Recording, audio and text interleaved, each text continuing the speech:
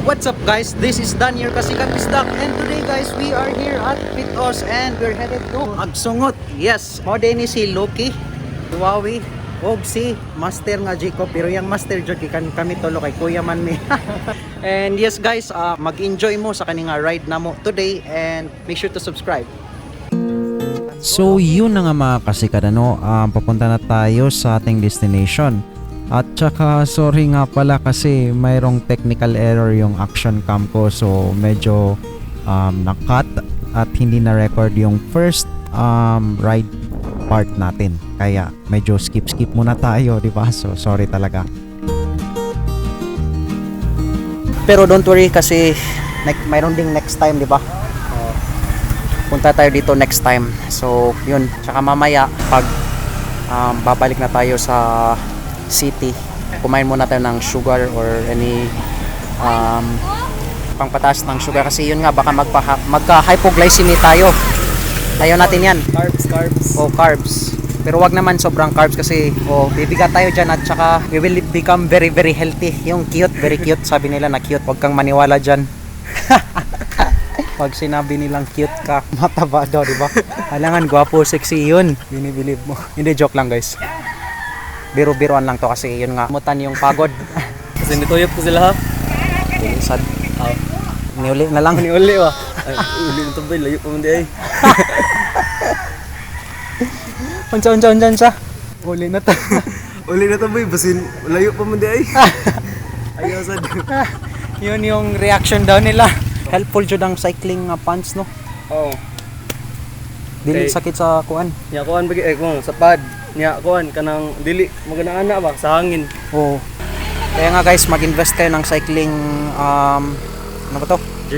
Jersey or cycling na clothes para syempre safe din, one of safety din yan, efficient din yung energy mo kasi yung wind resistance kasi sa akin ganito lang para iwas tayo ma-sunburn.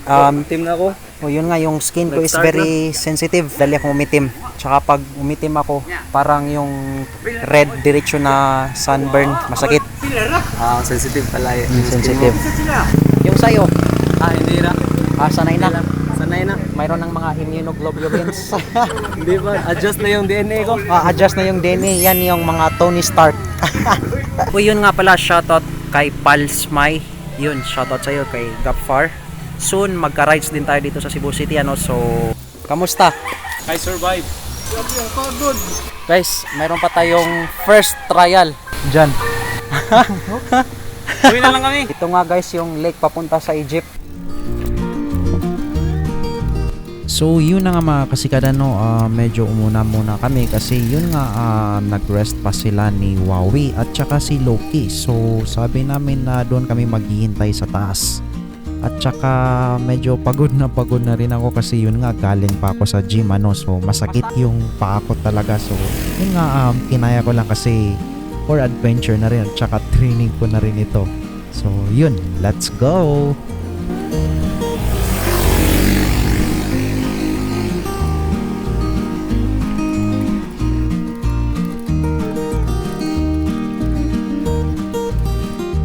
So yun guys, ang sakit talaga ng paa ko kasi yun nga galing ako sa gym at saka parang ang hapdi talaga ng legs ko. So malapit na kami sa may stop point namin kung saan namin hintayin sila Loki at saka si Huawei. At saka nag-rest na rin kami dito ni Jacob at saka uminom na rin para hydrate natin yung katawan natin.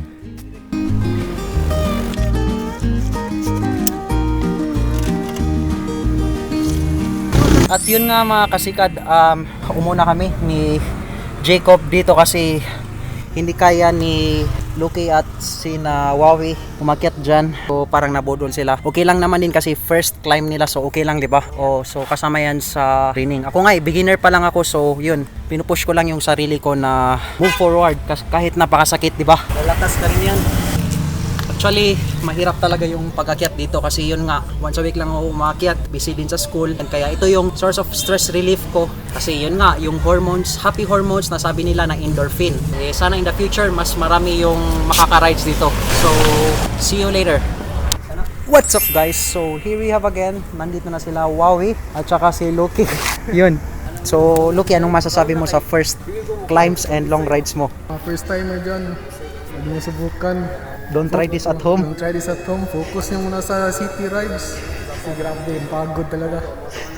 Yun guys, yun yung masasabi ni Lucky sa mga beginners dyan. Don't try this at home daw. So yun guys, so sa mga naka-experience dyan na mga long riders at saka yung climbers ng mga bike dyan, comment down below naman yung mga advice niyo. Tsaka para malaman din namin yung mga tinatago yung mga sekreto dyan na malulupit.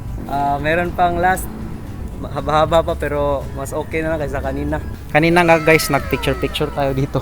Mahirap pero mas maganda yung doon, di ba? Mas ganda. So yun na nga guys, we are now headed sa third challenge.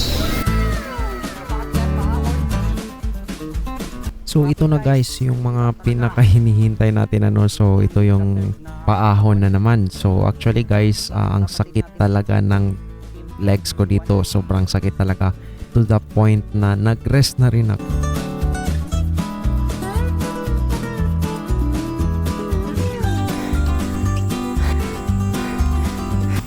Break time muna tayo.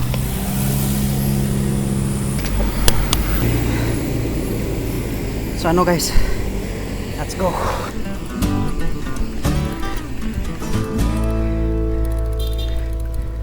Pasaka pa ni.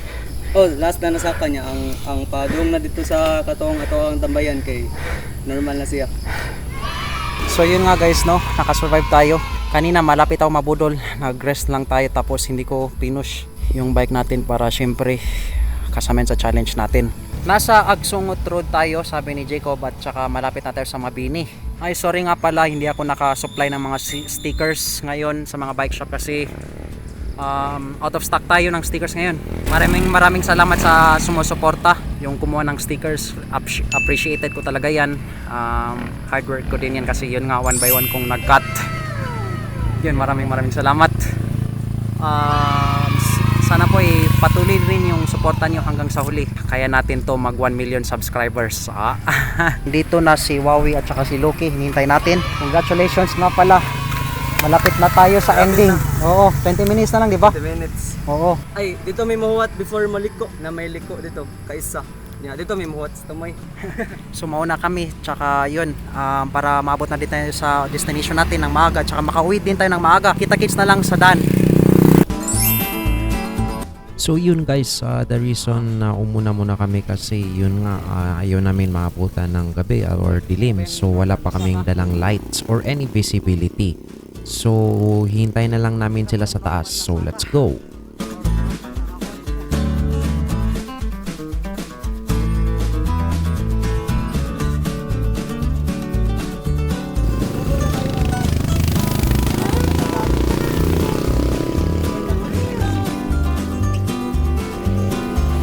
So dito naman sa next stop namin is kung saan nagtatambay din yung mga bikers kapag naglo-long ride sila papunta sa Mabini or sa Guba. So yun, mayroon kaming naabutan na grupo.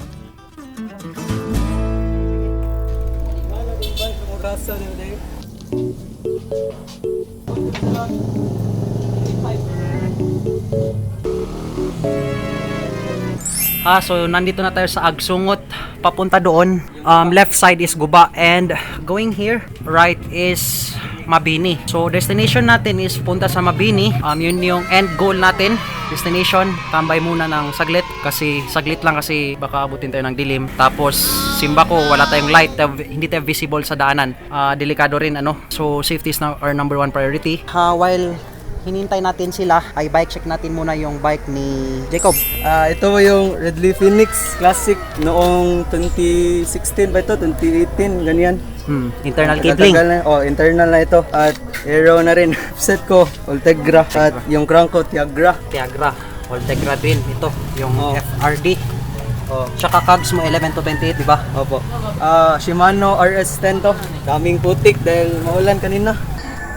Ganda dito guys Pakita ko sa inyo yung view dito. Diyan yung Paguba. Dito naman yung Mabini. Malapit na tayo. Tsaka nga guys, dito kami nagtatambay sa Arlene Store. Yun, so karinderya ito. Meron silang mga food. Diyan ako bumili ng tubig kasi yun nga, I'm very dehydrated na. Woo!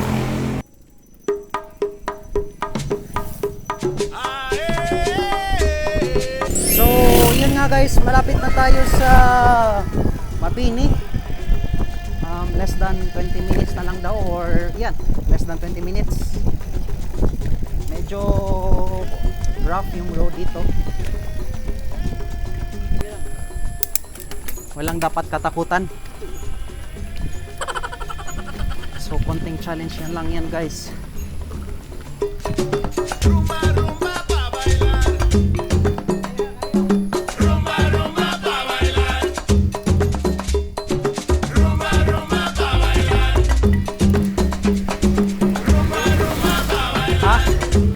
Mahirap guys. Don't try this at home. Sana hindi sila mabudol. Malapit na ba tayo, Jacob? Oh, lapit-lapit na. Mayroon pang ahon, wala na. Meron pa last. Pero hindi na masakit. Hindi. Yung hindi masakit para sa beginner, hindi sa'yo. Maliit. Konting challenge. Konti. Sana nga konting challenge. Nagpa-fog na din yung eyeglass ko. Pero gusto ko tong experience. Gusto kong may bahagi sa inyo. Itong experience ko dito sa pupunta Mabini. Na i-share ko yung experience ko about my hobby na pagbabike. Kahit baguhan pa lang ako, alam mo na. And yun nga, I'm very happy din na nagugustuhan din nyo yung mga videos ko, yung mga vlog natin, yung pagsasama-sama natin dito sa channel natin. Alam ko busy din kayo pero binibigyan niyo pa rin ng oras yung ating vlog, kaya maraming salamat. Taga Luzon ka man o Mindanao or kahit saang parte sa mundo, kasikad pa rin ang mananatili sa ating puso, di ba Jacob? Yun no, puso. Sabi nila, laban Pilipinas, puso. Alam mo yun? Oh. Gilas Pilipinas. Gilas Pilipinas. Oo. So babalikan ni Jacob sila kasi akala nila paakyat ito. Very fog na yung aking sunglasses. I think malapit na sila kasi naririnig ko yung bike nila. Or baka may naririnig ako na nakakatakot. Ito, malapit na ba sila? Una na daw da. Sige, so mauna na kami. So kita-kits na lang guys. Lagi.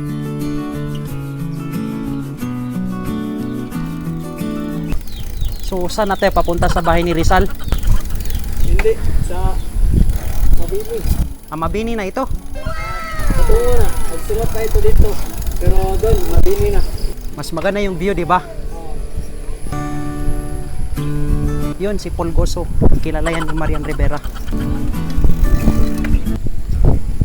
To be honest guys, ang ganda talaga ng buhay dito. May putik. Putik yan. Huwag dyan. So pa-up pa tayo. Ahon na naman guys. Mubo na rin siya na kuhan. Mubo running na. Patag na sad. Yan ang sad niya. Last na din. Yan, dulog na. Alam niyo yung guys, yung mga pag pumupunta tayo sa mga probinsya, always may ganyan, waiting shed. Mamugnaw ba? Uy! Sila na kuhan na eh. Kanang emoji di force mo self ba? Ano?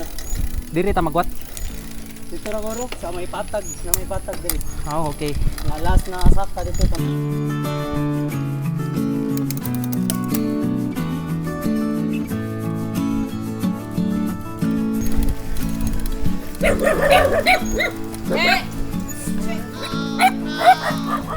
Mayroong mga polvo. So akala ko time na yung magpahinga. Akala ko mga kambing, mga aso pala. So yun guys, nandito na tayo sa magandang view. So, hindi pa ito no? Hindi pa. Mas maganda pa doon sa taas. Mas maganda pa doon. Oh. Yun guys, meron tayong iwan ko lang if corn yan or rice field.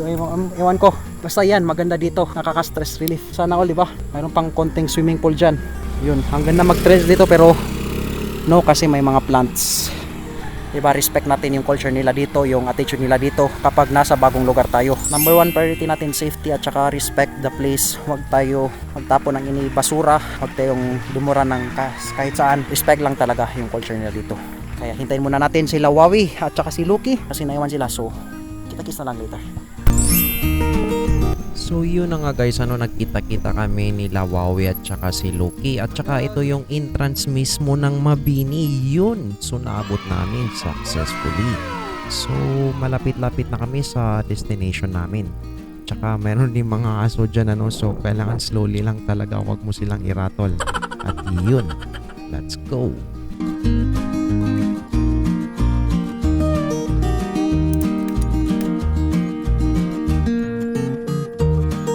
So yun na nga guys, nandito na tayo sa Mabini. Ito yung end destination natin daw, sabi ni Bro Jacob. So ito yung makikita natin dito.